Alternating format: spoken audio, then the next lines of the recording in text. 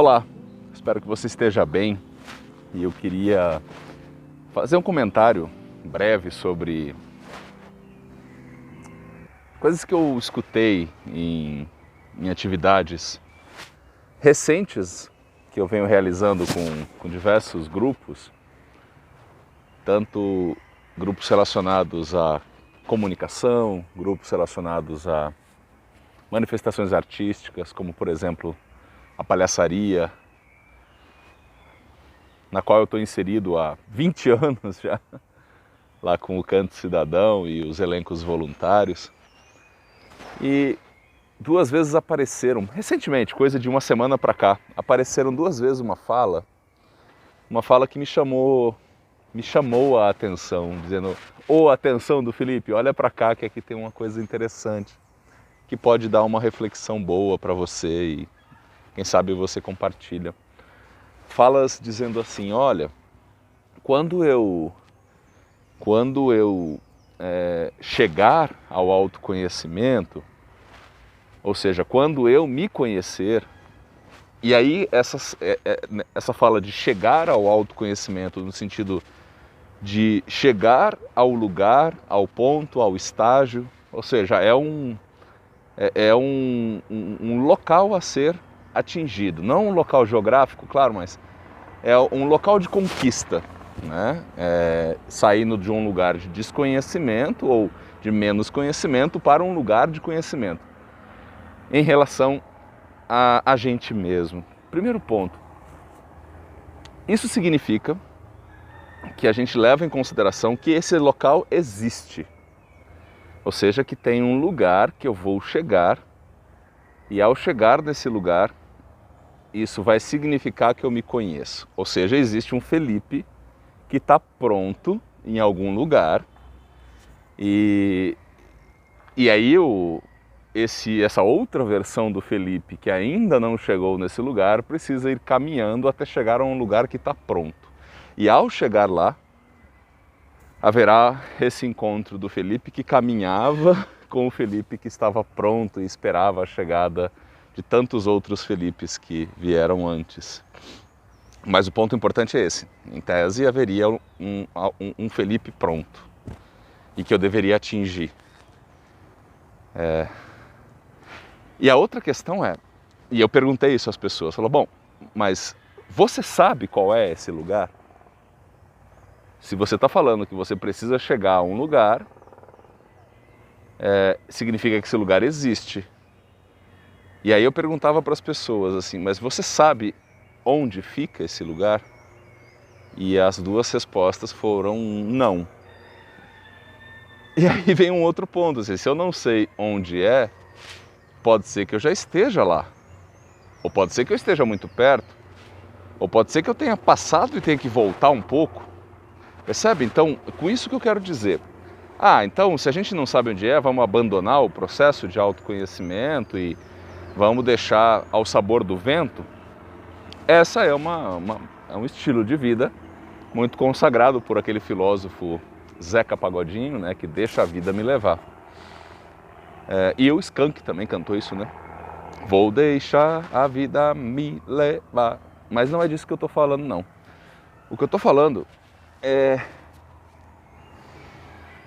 da gente buscar, e aí é um papo da gente com a gente mesmo, que a gente escuta aqui, escuta acolá, a gente lê aqui, lê acolá, mas aí é uma escolha muito individual de qual é o método a qual método eu vou aderir, se é que vou aderir a algum método de saber mais sobre mim mesmo, saber mais sobre o lugar que eu ocupo no mundo, saber mais se existe coerência entre aquilo que eu sinto e sei que sou, ou coerência com aquilo que eu sinto que sei que eu posso vir a ser. E por isso eu preciso me engajar num processo de autodesenvolvimento. Mas as minhas impressões sobre isso: não existe um ponto de chegada. Não existe para mim. Existe a caminhada, com todo o clichê e o bom clichê envolvido nisso, como na poesia em que o poeta diz que caminhante, não existe caminho, o caminho se faz ao caminhar. E aí na caminhada existe a fundação continuada de uma nova versão de mim. E aí o meu compromisso é buscar compreender se a mais recente versão ela coincide com aquilo que os meus princípios e valores desejam, e portanto eu assino embaixo dessa nova versão, ou se essa nova versão não coincide, portanto eu preciso me empenhar para trazer uma outra versão que coincida mais com os meus princípios e valores, e seguir nesse processo de aproximação. Primeiro, aproximação para ter maior precisão de, afinal de contas, quais são os meus princípios e valores? Os meus. Não aquilo que me disseram como certo. Quando eu era criança, quando eu era adolescente, quando eu era um jovem adulto, quando eu era adulto.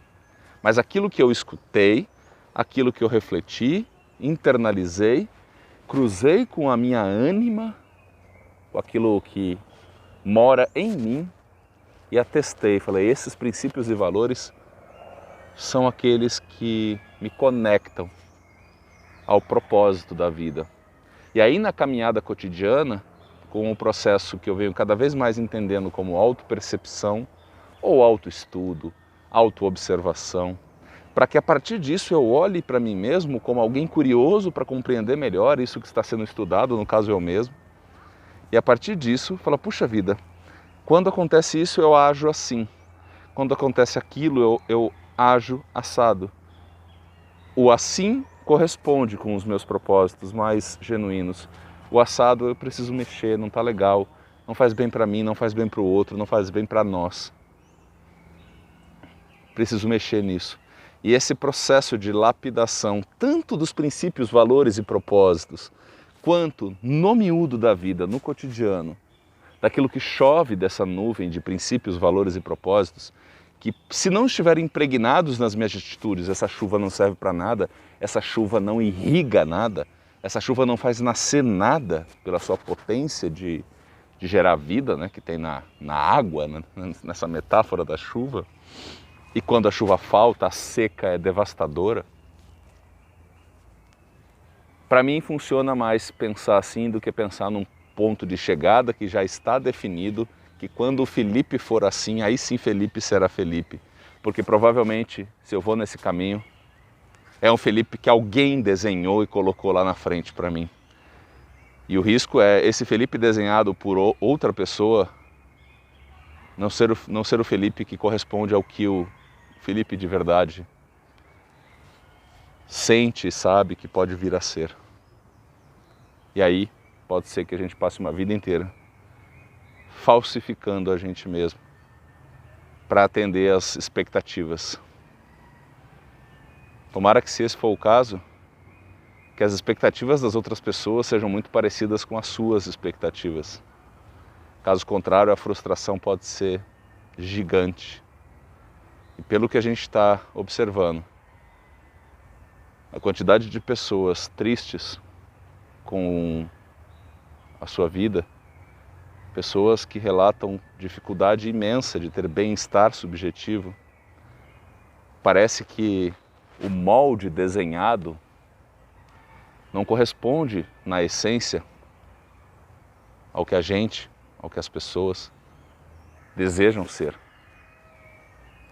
Eu torço pela nossa coragem de bancar o nosso rascunho, o nosso aprimoramento desse desenho, para que a gente chegue a algo que é intransferível, que é a composição da nossa obra de arte. A nossa, essa aqui. Essa aqui. Com todos os seus rabiscos, com todas as suas intempéries envolvidas no caminho, com todas as ranhuras e grossuras da tela, mas que ela seja única, fruto de um empenho que não pode ser de mais ninguém no ponto final. Pode ter uma série de contribuições, mas o argumento final tem que ser do próprio artista. Um beijo.